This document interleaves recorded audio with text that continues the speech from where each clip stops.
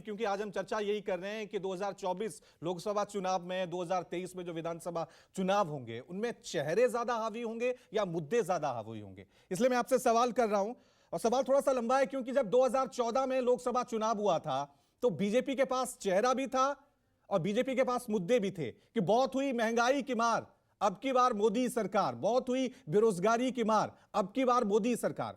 और 2019 में जब लोकसभा चुनाव हुआ तब बीजेपी चेहरे के साथ उतरी थी और सीधा नारा था कि मोदी है तो मुमकिन है।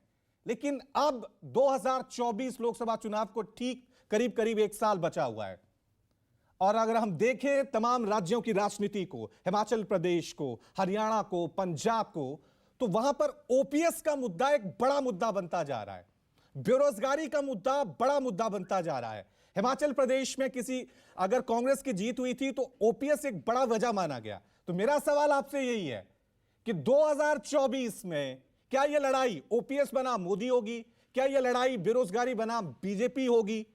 किस तरह से देख रहे हैं आप 2024 की इस सियासत की सबसे बड़ी जंग को?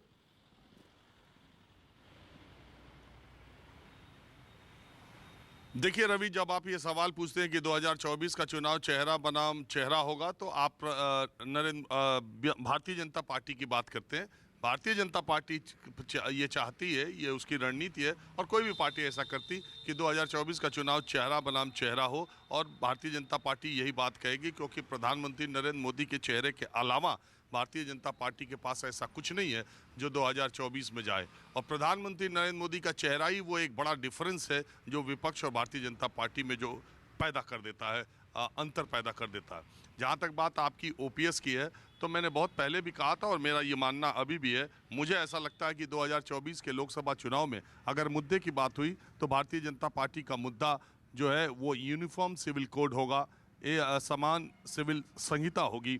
भारतीय जनता पार्टी के सारे जो एजेंडा था जब से उसका भारतीय जनसंघ का गठन हुआ या भारतीय जनता पार्टी का गठन हुआ, राम मंदिर एक मुद्दा था, 370 एक मुद्दा था, वो सारे मुद्दे सुलट गए हैं। अब उनके पास 370 के बाद एक समान सिविल संहिता की बात है। आपको मालूम है राज्य के नीति निर्देशक तत्वों में directive principles of the state जो है संविधान में, उसमें ये बात कही गई है। और भारतीय जनता पार्टी, मुझे ऐसा लगता है कि समान सिविल संहिता को 2024 के अपनी तरफ से मुद्दा बनाएगी। जहाँ तक विपक्ष का सवाल है, जिस तरीके से ओपीएस के मुद्दे पर उसको जगह जगह सफलता मिली, जहाँ वायदा किया, जहाँ सरकार में, वहाँ का मुझे नहीं पता राजस्थान में सरकार ने लागू किया, उसका क्या असर राजस्थान के चुनाव में होगा। जो खबरें अभी आती हैं उसमें कांग्रेस पार्टी के लिए मुश्किल दिखाई दे रही है। लेकिन जहाँ जहाँ चुनाव होता है विपक्ष की तरफ से ओपीएस का मुद्दा लाया जाता है, चाहे अखिलेश यादव हो, चाहे अभी आपने देखा हिमाचल प्रदेश की चुनाव में हो, या गुजरात के चुनाव में आम आदमी पार्टी की बात आपने देखी थी, उन्होंने ओपीएस की बात कही थी। तो मुद्दे तो मुझे लगता है ये दोनों होंगे। लेकिन तीसरी बात जो आपने शुरू में कहा कि ये जो रेवड़ियाँ बांटने की बात है, ये जो 3 जगह बजट सेशन शुरू हो रहा है, देखिए पहले उत्तर प्रदेश की बात कर रहे हैं, रेवड़ियाँ बांटने की बात, तो उसमें कोई भी सरकार पीछे नहीं है। बड़ा मज़ेदार वाकया है, दिसंबर के दूसरे हफ्ते में पूरे देश ने देखा कि कैसे देश के स्वास्थ्य मंत्री ने राहुल गांधी की भारत जोड़ो यात्रा के दौरान तुरंत से ये कह दिया कि कोरोना बहुत ख़तरनाक हो रहा है, और ये देखिए अगर आप यात्रा स्थगित कर सके, कोरोना का प्रोटोकॉल लागू करें। देश के स्वास्थ्य मंत्री उसके बाद आपने देखा होगा मास्क लगा के बाइट देने लगे थे, और उसके एक ही हफ्ते 10 दिन के बाद न संसद में कोई मास्क लगा के आया, न सरकार में आया, न किसी जनसभा में कोई रोक हुई, न त्रिपुरा में कहीं कुछ हुआ। क्यों?